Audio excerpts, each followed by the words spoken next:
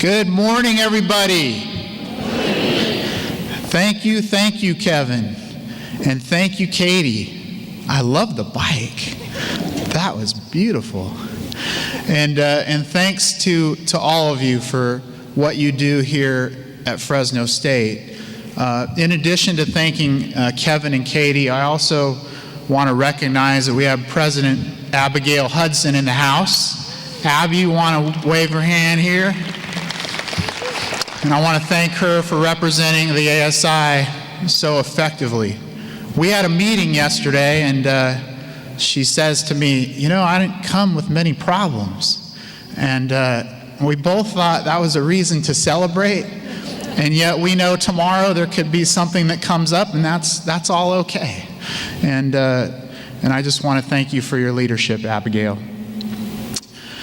Well, I hope that each and every one of you had an enjoyable and restful holiday season. I love that week between Christmas and New Year's. It seems like the only week left on the calendar where almost everybody, seems to disconnect. And I particularly love that time of year, and I hope that you had a chance to spend time with your family and your friends and to recharge and to get ready for another exciting year at Fresno State.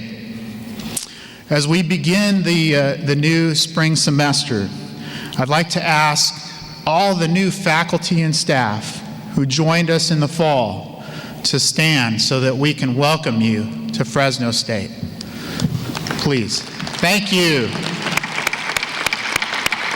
Welcome.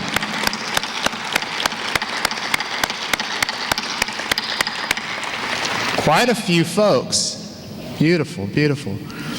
I'm also very pleased to tell you that the leadership team has some new additions, and one is a very familiar face to you, Dr. Saul Jimenez Sandoval, who's the new dean of the College of Arts and Humanities. And Saul, would you please stand? Hi. Welcome, Saul. We really do have an exemplary leadership team, and I appreciate Kevin's comments about that. I'm really proud of what we've done together. And on February 1st, we'll have the chance to welcome our newest member. He couldn't join us today because he's actually still finishing up his other job in Sacramento, but our newest member is Lawrence Salinas, who will be the Executive Director of Governmental Relations. And he comes to us from the UC Office of the President. He's actually a Fresno State alumnus, grew up here in Fresno, and he loves Fresno State. So if you'll join me in welcoming him here, I know he's not here, but he'll appreciate this. Welcome, Larry. And in the next few weeks, we'll also welcome a new university controller, Benjamin Hilton, who's an alum of Stanislaus State, and he's coming to us from CSU East Bay. And thank you, Clint Moffitt, for recruiting him. Looking forward to working with him. And then finally, last but not least, we have a new Associate Vice President for Human Relations, Mary Lou Mendoza Miller, who is also a Fresno State alumna, and she comes to us from a similar position at Fresno Pacific University. And Mary Lou is here today. Mary Lou, you want to stand? Welcome, Mary Lou. I'm going to get this right. Mary Lou is from Layton. Layton. Any others from Layton? I know there's some other Layton folks here, Mary Lou. We're very happy to have you here. And when's your start date? February 1 as well. Terrific. Terrific. Well, if you'll join me in giving a hand to all of our new people joining Fresno State. Thank you.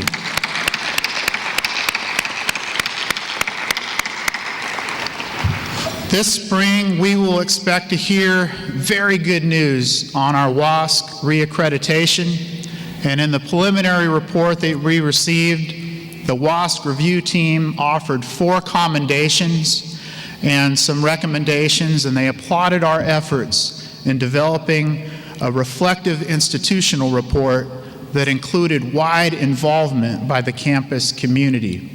And we can look forward very soon to the final report. I want to commend Provost Lynette Zalesny and Vice Provost Neff, plus our faculty leads, Dr. Melissa Jordan and Dr. Andrew Lawson, for their leadership of this effort, and Laura Alcantar, who provided staff support. Will they and the members of the WASC accreditation team please stand so that we can thank you for your hard work for this effort? Please stand, WASC team.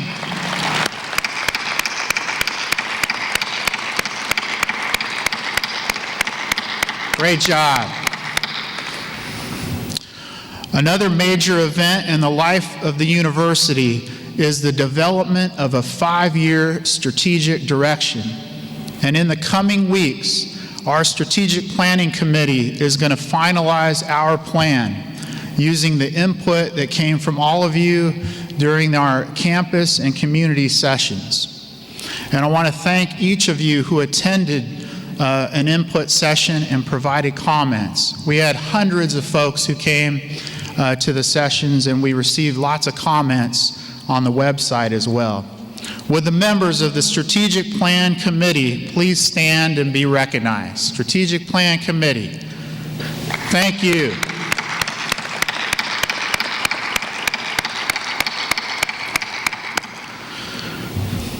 In my remarks on Tuesday, on the other side of the room, at our first State of the University event for our community, I emphasized that Fresno State students deserve a university and a community that's willing to be bold in delivering on the promise of student success. In my opinion, bold is an attitude that moves ideas, opportunities, and people beyond convention, obstacles, and naysayers to success. Being bold inspires leaders and transformation because it tests limits and possibilities in a positive, open, and results-oriented way that is focused on the greater good of our community. And as leaders in higher education, we could very easily all default to being safe, to playing it safe. But at Fresno State, I believe we must be committed to being bold in delivering on the promise of student success to advance our university to new heights. And enhancing student success is focused in the first priority of our new strategic plan, and it underpins everything else that we do. And today I'd like to use the 4 strategic priorities to discuss what we've accomplished and what is ahead for Fresno State. Priority 1.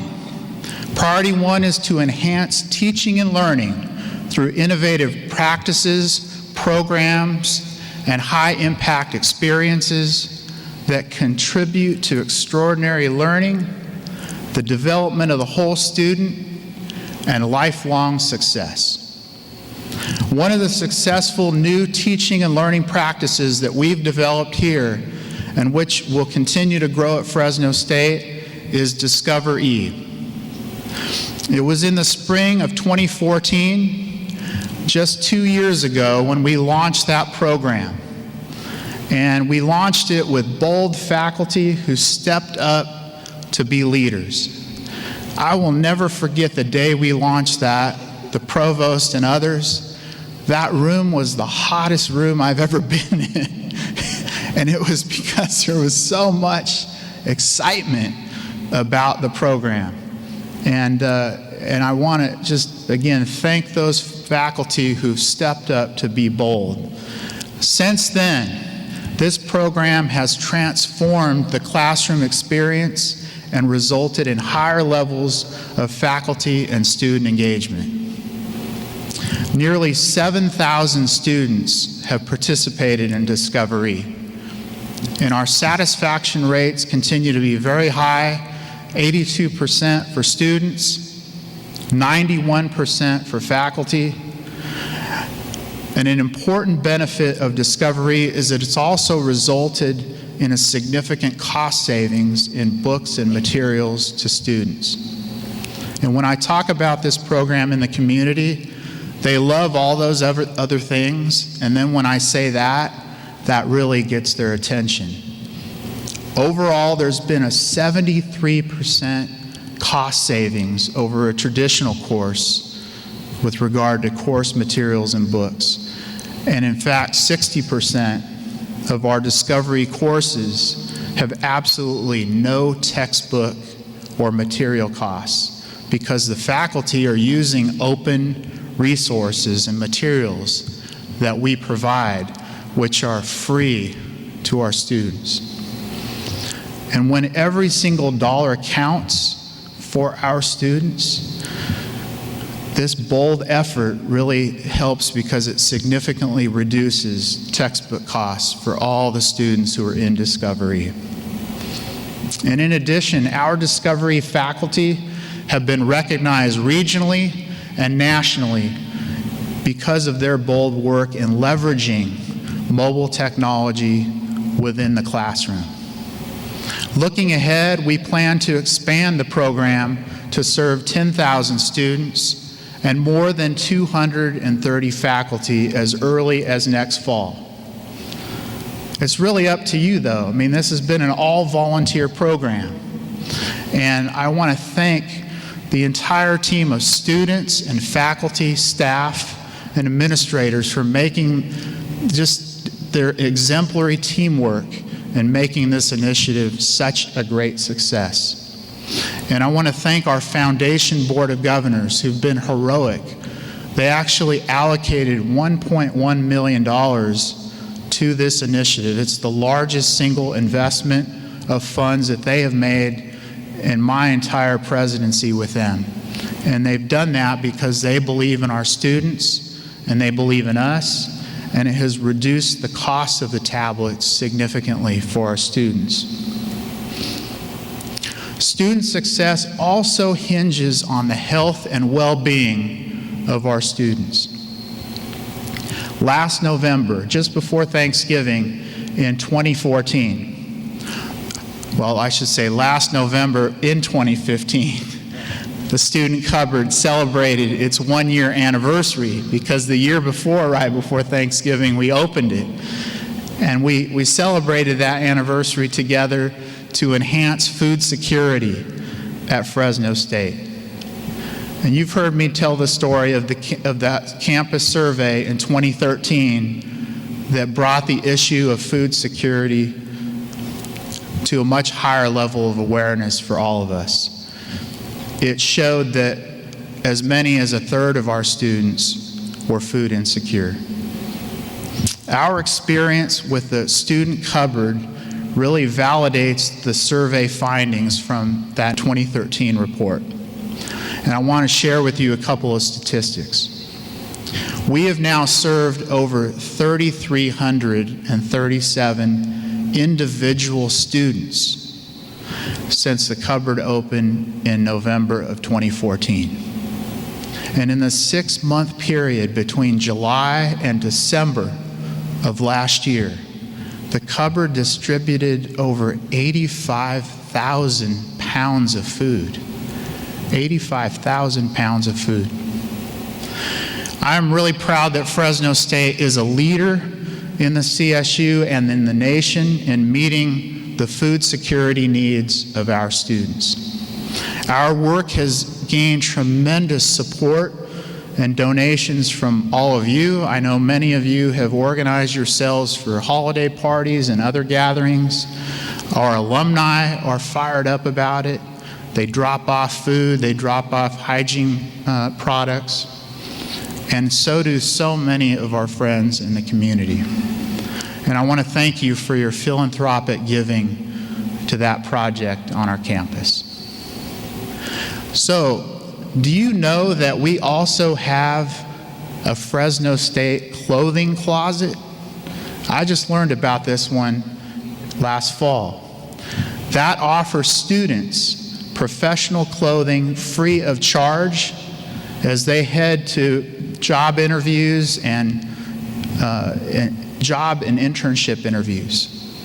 And the Career Development Center, under the leadership of Debbie Young, is collecting donations of professional clothing and footwear, accessories, other kinds of accessories that are in ready-to-wear condition. So please consider assisting this program to help our students as they transition to professionals.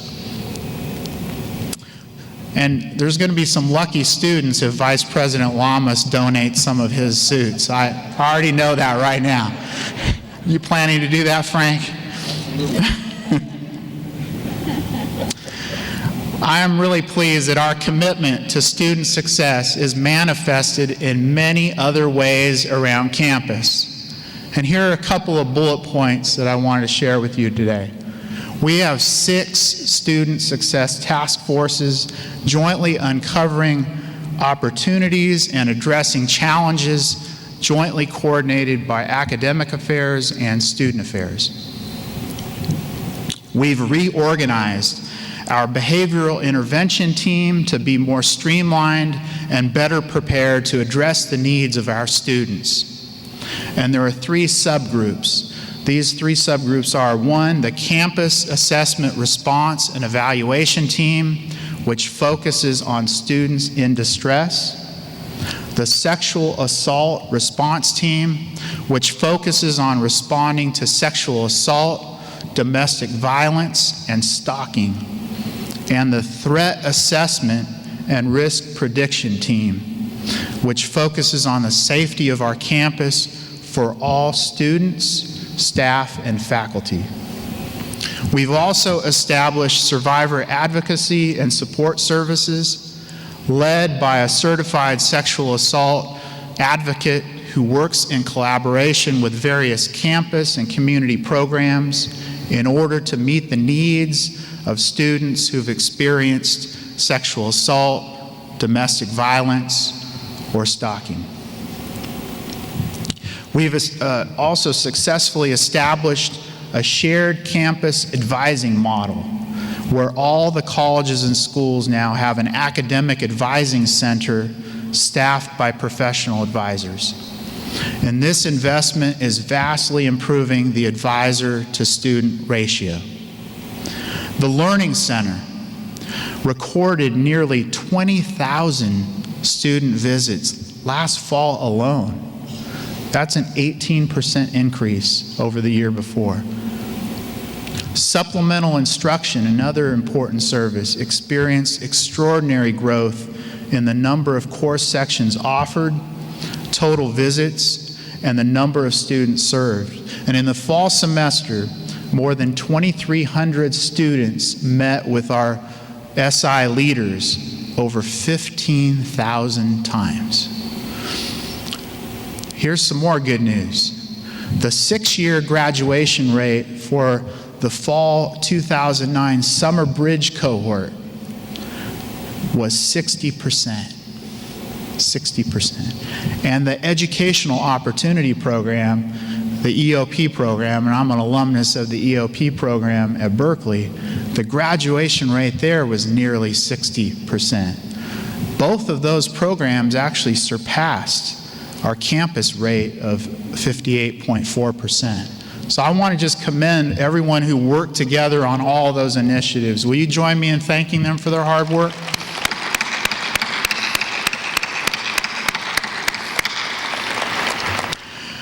Priority two, it's to invest in our work environment. And it gets to Kevin's point about us, our people. We have to serve each other to make sure that we can serve our students well. And so that priority is to invest in our dynamic work environment to attract, develop, and retain talented and diverse faculty and staff. Mary Lou, your timing is perfect. We remain dedicated to recruiting and retaining the most talented and diverse faculty and staff to educate and serve our students. And I want to applaud the work of Human Resources and our Faculty Affairs colleagues who support this commitment, along with the leadership of our PCHRE, the President's Commission on Human Relations and Equity. I believe that Fresno State has outstanding faculty and staff, and I want to give a shout out to 4 of them today. I wish I could do more, but I did hear the applause about brief speeches, so we're going to do 4, okay? First, a man who, admittedly, his name is hard for me to pronounce, and I'm sorry, Barlow, but I just want to say I am so excited about all the things that Barlow's done. He's an outstanding faculty member. Professor Barlow Dare Murgadichian. I'm hoping that got close there. Barlow, would you please stand for a moment? Thank you, Barlow.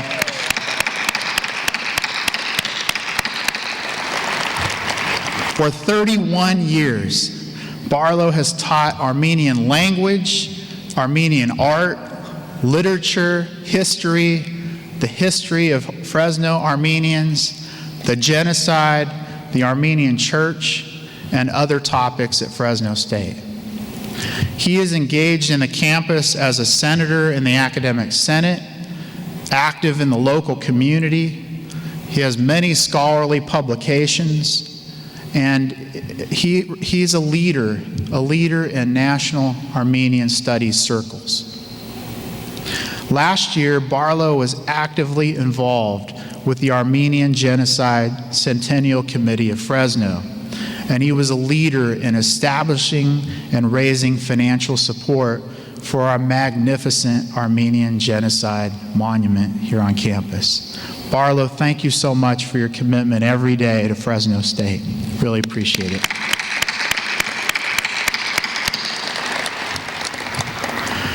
Next, will Dr. Mara Brady please stand? There she is. Welcome, Mara. Dr. Brady is an assistant professor of earth and environmental sciences and has been deeply committed to student success and sustainability issues on our campus. She has helped lead the Fresno State Sustainability Project, a group of faculty and students dedicated to educating students about sustainability issues and promoting environmentally sustainable practices on our campus. Over the past year, Mara has been the lead faculty member as well in the new College of Science and Mathematics first-year experience. And that's a year-long program that emphasizes active learning and teamwork and the integration of technology in an effort to improve retention and graduation rates, as well as close the achievement gap to meet the nation's growing need for STEM, maybe we'll even say STEAM graduates. Mara, we applaud your bold efforts and your outstanding work. Thank you so much.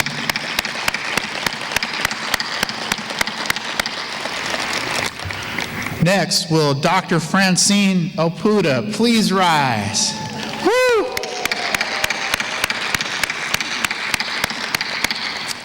Dr. Oputa is known throughout the campus and the community for her long-standing commitment to diversity and inclusion.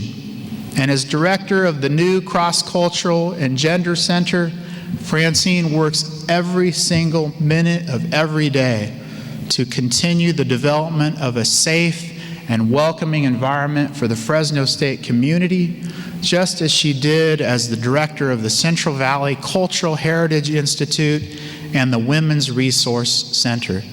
And as vice chair of the PCHRE, the President's Commission on Human Relations and Equity, Francine has consistently advocated for acceptance and fairness at all levels of the university.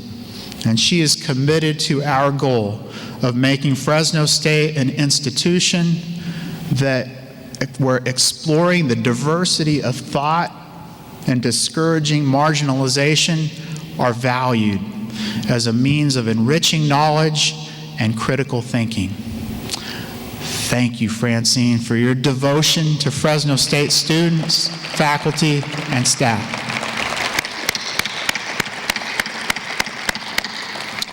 And last but not least, Mai Kao Vang, please stand. There she is. Mai Kao is the coordinator of supplemental instruction. You heard all those numbers? We're going to bring life to that. Since assuming this position in 2011, she has grown the program from serving 372 students with 1,800 student visits in the fall of 2011 to now, 4 years later, 2,384 students with 15,290 visits in the fall of 2015. Wow, that is great. Mary Kao is passionate about experiential learning, and she seeks to provide ways for students to take the reins of control with the success of their college education. And following the Chinese proverb, tell me and I will forget, show me and I may remember, involve me and I will understand. Supplemental instruction provides the tools and opportunities for students in traditionally difficult courses to succeed. Thank you, Mai Kao, for your dedication to student success. Appreciate it very much. These 4 individuals are shining examples of the over 2,300 extraordinary faculty and staff who serve here at Fresno State. Last fall, the Cabinet and I demonstrated our commitment to salary support for both faculty and staff. Thank you. The campus invested almost $1 million in faculty and staff salary benefit increases, impacting 373 employees. And this was in addition to our 2014 campus investment of $1.7 million in faculty and staff salary benefit increases, which supported 353 employees. The campus contributions over the past 2 years were in addition to the $6.4 million in salary and benefit increases through the CSU system. And in total, over the past 2 years, the campus and the CSU together have increased salary and benefits for Fresno State staff and faculty by $9 million. $9 million. And I know that's just a start, but I'm excited that we were able to get that $9 million. Thank you.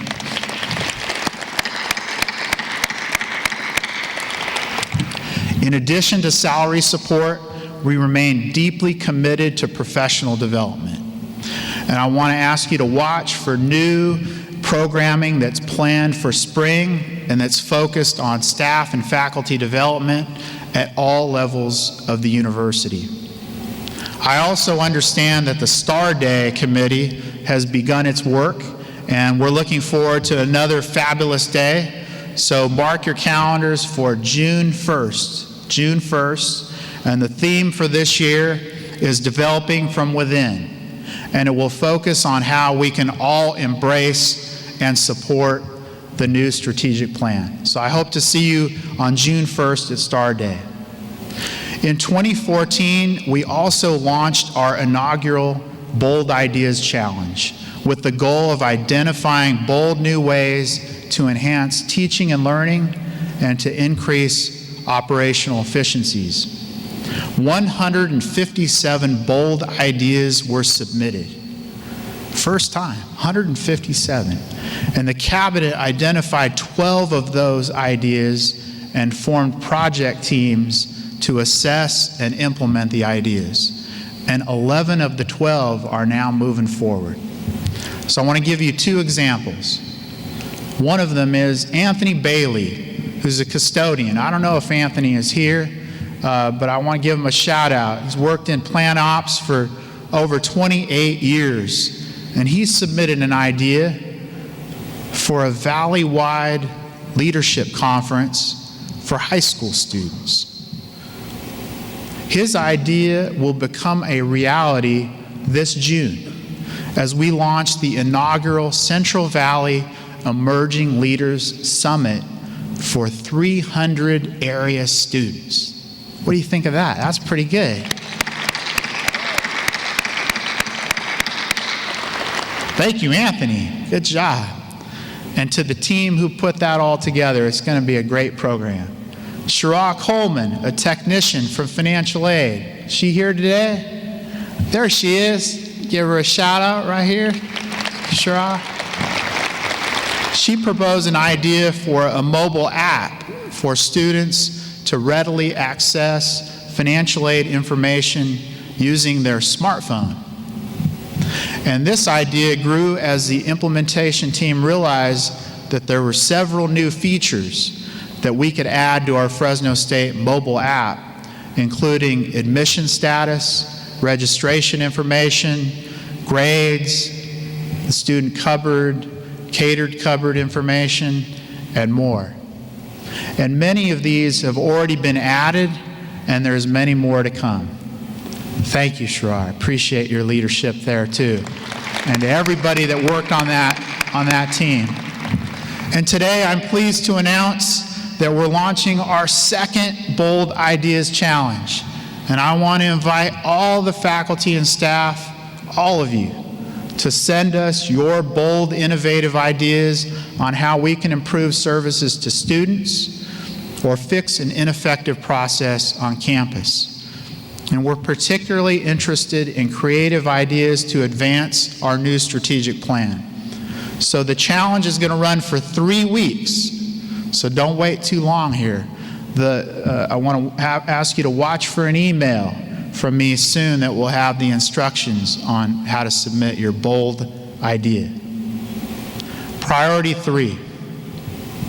There's only 4, so I just want you to know we're halfway through, okay? Priority 3 is to modernize and expand our campus physical and technological infrastructure in alignment with the academic and physical master plans to support and facilitate a sustainable, productive, and inviting campus environment. As you know, modernizing campus facilities, improving our physical infrastructure, and addressing our deferred maintenance have been among our top priorities. We are making significant progress in this area. Over the fall, we completed several exciting projects, including the opening of our physical therapy and intercollegiate athletics building. If you saw my holiday card, it was in front of that beautiful building. I'm so happy about it. It included upgrades to our student health and counseling center. Great job, Vice President Lamas and Maria and all the team over there. And then resurfacing the Wathen Tennis Center. And I know my athletic friends are really happy about that one as well. This spring, we look forward to the long-awaited grand opening of the Jordan Agricultural Research Center. And I have to tell you, when I was driving here this morning, I looked over there and it just transformed during the holiday. I mean, it is incredible. So if you have a chance, take a look. It's up there and looking great. So we're looking forward to that new center and a major facelift, long overdue facelift for Warmerdam Field.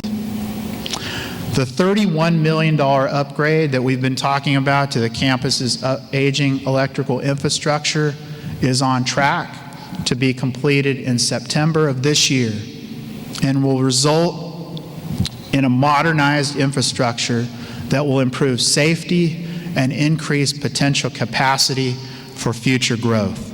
And in the upcoming months, installation of the remaining underground lines will take place, followed by work in the electrical rooms of each building on the campus. And I'm delighted to report that we're also making a significant investment in deferred maintenance over the next 2 years. We've allocated nearly $20 million in campus funds to address many long overdue items. And the list actually comes from you, with leadership from Vice President Astone and Associate Vice President Boyd and the entire team. But this list came from you. So I'm going to go through it briefly. Number one, modernizing classrooms, laboratories, and lecture spaces.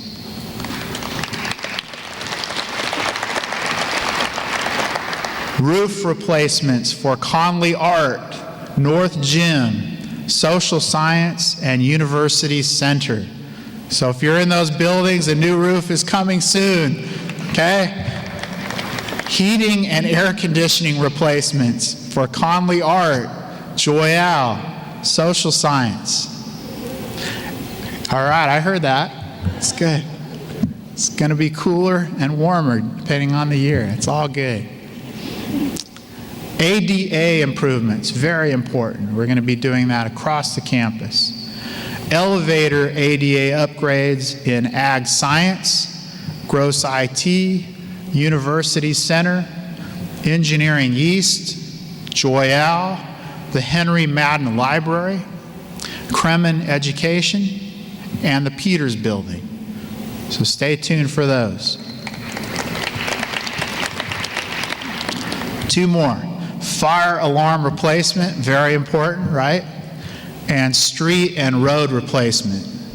So we're going to be doing a lot of that work. Once the electrical infrastructure project is completed, we'll be able to resurface a lot of our streets. Looking further into the future, we have big and bold new plans for a new student union faculty center. And stay tuned for more details on that, as well as the modernization of Bulldog Stadium. We're also issuing a request for proposals for a public-private partnership for the central plant. Now, what I just said sounds really simple, but it would be the first time any campus has done this in the CSU, and we have Vice President Astone and our CFO, Clint Moffitt, leading the way on that. We're actually going to be trailblazing in the CSU when we get that done, and it'll be so important to us. Updates to Bulldog Stadium will be privately funded, and the other 2 projects will be a mix of public and private funds. So the Student Union Faculty Center would be a mix of public and private, as well as, trying to remember that other, central plant, thank you. So I'm also pleased to announce that we have an exciting plan to alleviate some of our parking stress and reduce the number of cars coming to campus. Next week, we will launch a new shuttle service, which will operate Monday through Friday from 7 a.m. to 10 p.m. And the shuttle will run every 15 minutes and include 6 convenient stops from Campus Point to Greek Row. And so students will be able to park on, say, this side of campus here at Save Mart Center if they needed to, and shuttle across campus to get to class. You also could take the shuttle from the campus to have lunch at Campus Point. So there's going to be lots of different ways to use it. It'll be free for all of our students and for employees with a Fresno State ID. And we're finalizing the details of the agreement for this spring, and then we plan to pursue grant funding to support electric vehicles going forward. So please try it out and let us know how it goes. Thank you. I want to give a shout out to President Hudson, who was on that committee and helped to make it work really well for the students. So thank you, Abby. Having a robust and reliable wireless infrastructure is critical. And we've refreshed a majority of our network and wireless infrastructure over the past year, and we've expanded wireless access into the residence halls. This coming month, We will be rolling out wireless internet access in several of our high-traffic outdoor spaces around the campus. And then we'll also release the EduRoam program. And EduRoam will allow students and faculty and staff to have free, seamless wireless internet access in many other higher education institutions around the world, including a majority of our CSU campuses. It will also allow students and faculty to teach and learn in many outdoor spaces as you wish during our, we have so many sunny days. So please take advantage of that and use our outdoor spaces whenever you think it's appropriate. Priority 4, this is the last one. Priority 4 is to grow and develop collaborative and engaged community partnerships to increase support for our students and the university.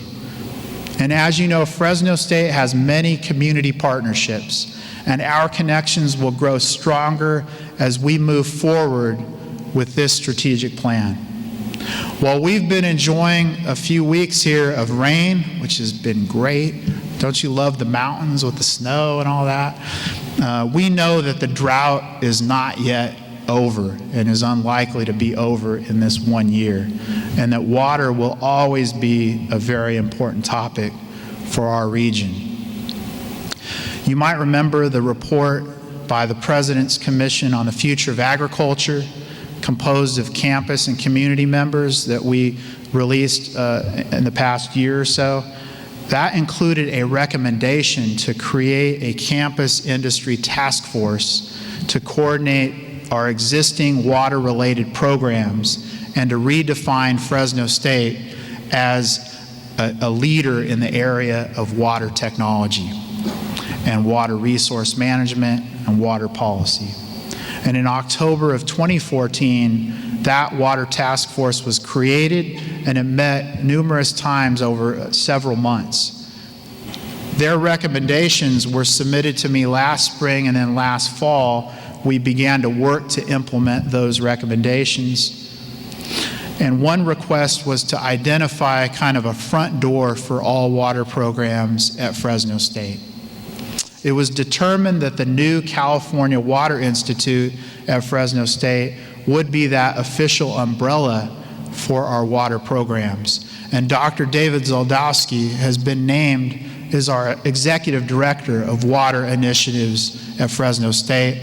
I think I see Dave up there. I just want to thank you, Dave, for stepping up, play that leadership role.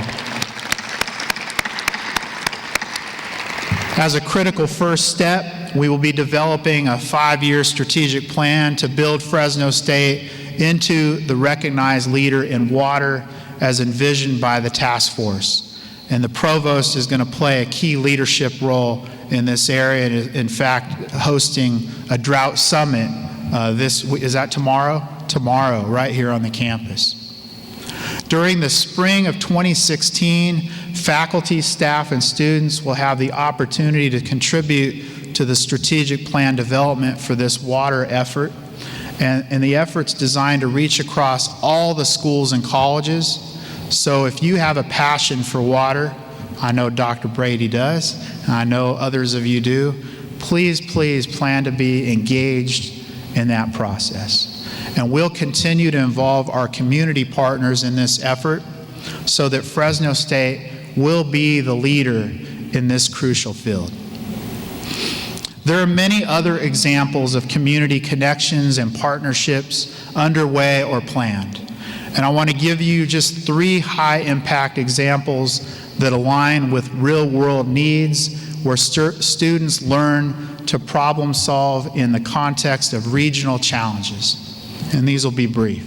First, a Craig School MBA study for the Fresno Fire Department. Our students collected data, conducted interviews, and analyzed information on the economic and fiscal impact of successful fire interventions. And our fire chief, Carrie Donis, who's a Fresno State alumna, she was extraordinarily complimentary about the quality of this project and the swift timeline that it followed. So I want to thank Dean Harper and his folks for doing such a great job. Thank you, Dean Harper.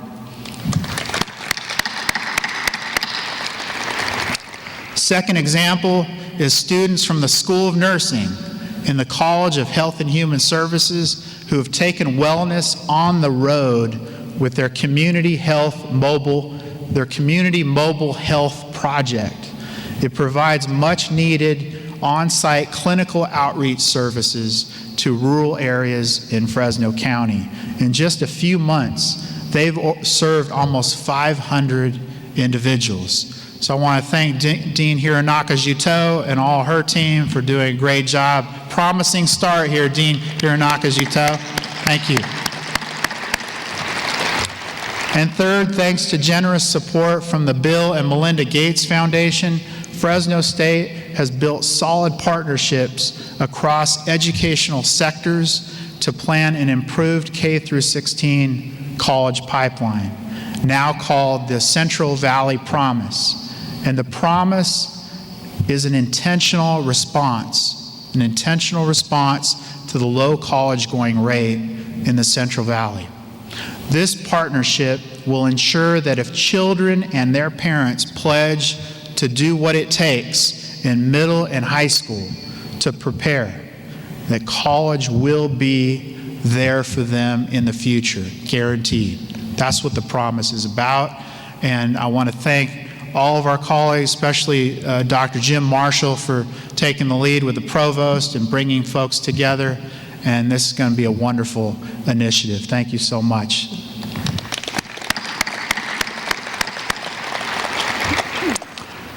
Learning by serving has become core to who we are as a university.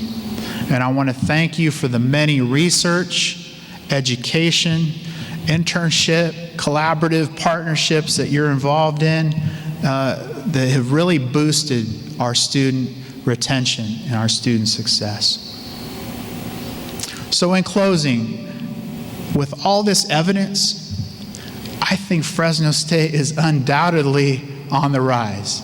There is no question about that. As I spend time with you on the campus and in the community with our friends, our alumni, I can feel that excitement. I experience it every single day here and across the valley, across the state and the nation. And I get a chance in my role to meet so many alumni and friends. I feel it when I visit K-12 schools, which I do very frequently, and community colleges. When I meet our future students, some of them already have their shirts on and they're fired up. They're fired up, ready to come. They tell me what year they're coming to us. And I love that. I feel it when I visit farms and factories. I feel it when I go to houses of worship, community centers. You know, just Tuesday, I had the great privilege of being invited to a Sikh temple in Selma with over 100 Sikh leaders. They told me it was going to be kind of a small gathering, but it wasn't so small. It was extraordinary. And in this group, they were farmers, but they also they owned many other businesses. They were entrepreneurs in such an extraordinary way. Their one overriding concern, the success of their students. Yesterday morning, I was with Dr. Oputa and several others with a group of African American pastors. Same issue. In December, we were with Jewish American leaders. Same issue. With the Southeast Asian community, there was a grandmother that reminded me of my grandmother. Her one big issue that she wanted to share with me, she wanted us to make sure that her grandchild would get a great education here and graduate in a timely way. And she used that word, timely way. It was extraordinary. I hear the same thing from every single community that we serve. Our new strategic plan will catalyze the passion, the energy, the support that we have for Fresno State into concrete actions that boldly propel our university to even higher levels. I like to say the highest, but let's say even higher to start with. Okay? The talented and diverse students that we serve, they deserve that. They deserve the very best efforts to achieve that overall goal. And that's why I'm really excited about this year. I am looking forward to another year of working together with all of you as we boldly take Fresno State to new heights of success that pave the way for an even stronger and more vibrant Central Valley, nation, and world. And because of our students, because of you and our alumni and our friends, I know that our future is extraordinarily bright. And I want to thank you all for coming today, and I'm so excited about the year, and I'll be happy to take any questions that you have. Thank you so much.